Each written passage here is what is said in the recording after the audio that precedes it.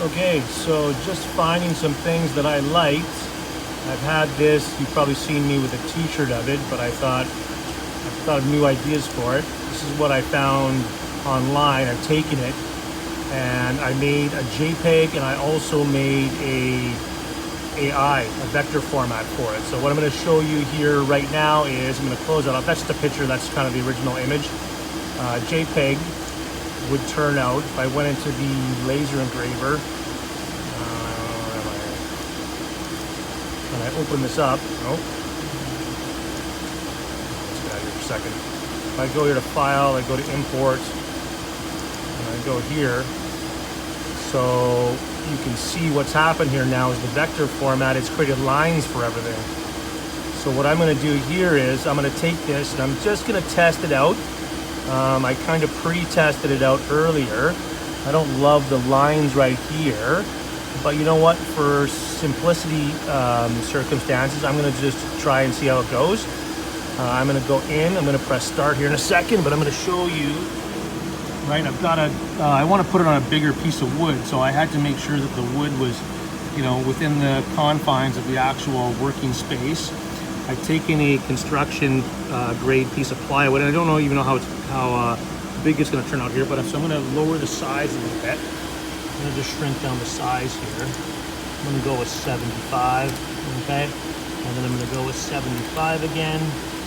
So you can see that shrunk it down a bit. And then I'm just going to press start, and it should go ahead and burn it. So you can see it's pretty intense. You know, it's really kind of cutting that out.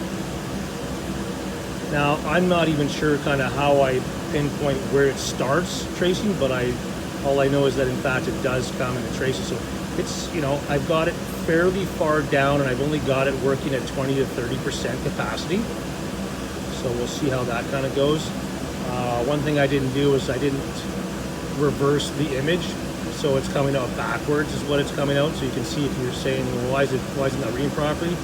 That's just Mr. Romani forgetting, and that's something that I've done numerous times, and sometimes you forget to kind of go undo. So it's retracing its steps, I guess, for it. It didn't take me long to convert this over, but it did, you know, and I haven't actually gone through a full burn yet for anything.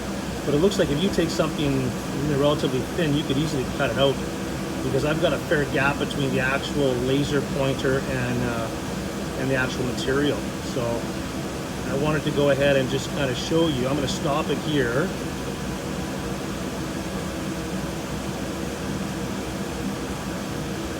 Actually, I'll just let it go here and see where we are.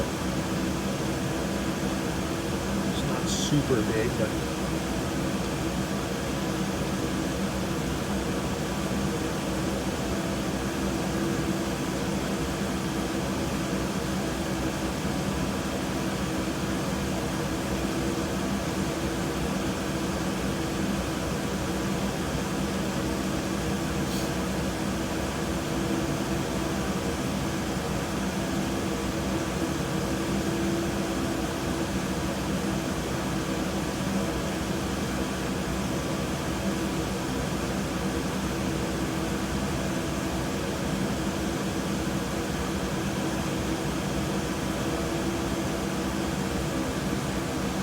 so I guess if I went back and I took a better look, I don't see where it's got a double trace on those, but it definitely is doing it on the actual cutter itself. So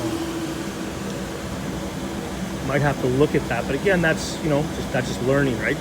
Learning about it and everything. So like I mentioned before, the reason this is backwards is because I've got it forward. You have to reverse it on the machine. I've never been able to find the actual default and change the default on it. As long as you remember to go and do that, you should be fine. But you know, like I said, this is a practice cut. I'm not too worried about it. You can see how it's kind of coming out. I do see, you know, even the pieces. I don't see the E after the I'd rather be. I don't see the I. Oh, there it goes. So for whatever reason, it has, you know, it's definitely got the tracing down on it, but, and I don't quite understand the order in terms of which it does, why it does it in that particular order, but you can see clearly that it's definitely doing it. Now, I think we could probably lower the intensity and actually would likely get a better cut, of course, if we increase decrease the distance between the actual working material and the laser point itself. Now, this is what a vector file does, right? It traces the pattern. So in essence, the nice thing about that, in all my understanding, is that you can increase the size of the image without losing any significant detail. So that's something to go ahead and kind of look at, right? So this is why I wanted you kind of in the shop to kind of go and play with things, see how they kind of went, and just to see how one thing led to another, Maybe they'll jump to the E here, I'm not sure.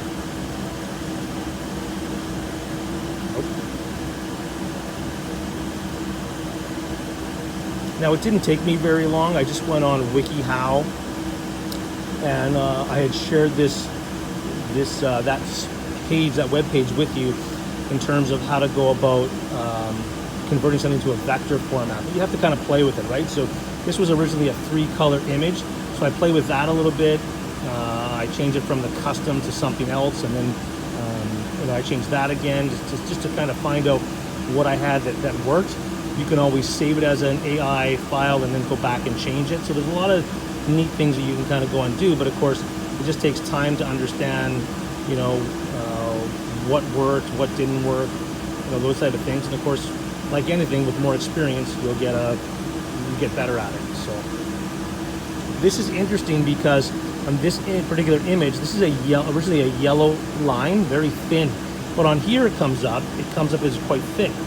So originally when it went to default on my file, it didn't even show up. The yellow didn't even show up. So I played with that a little bit. And when I changed it to the color, to the 3 colors, then all of a sudden, of course that came back. So interesting to go ahead and play with things and everything. And that's why you can't really do too much. You can have a few quality files, but you have to see what it looks like actually on the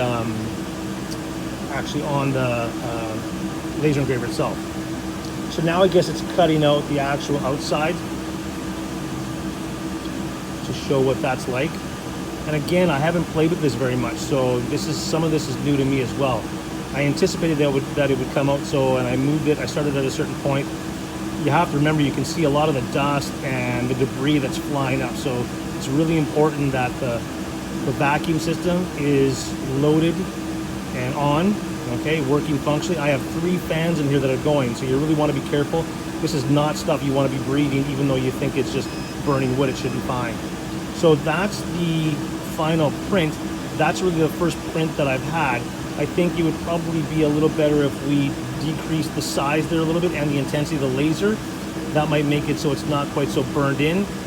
Every wood is going to be a little bit different. I took a piece of construction plywood and just to test it out on, so it's nice and straight. I did everything that way. I could probably burn something on the other side and just to kind of see, but I think you get the gist of where we are and what we're doing with it. So I'll sign off for now. I'm going to post this on my YouTube video for you to go and or my YouTube channel for you to take a look at, and hopefully we'll be able to get some of your files and get them tested out in the laser engraver sooner than later. Thanks.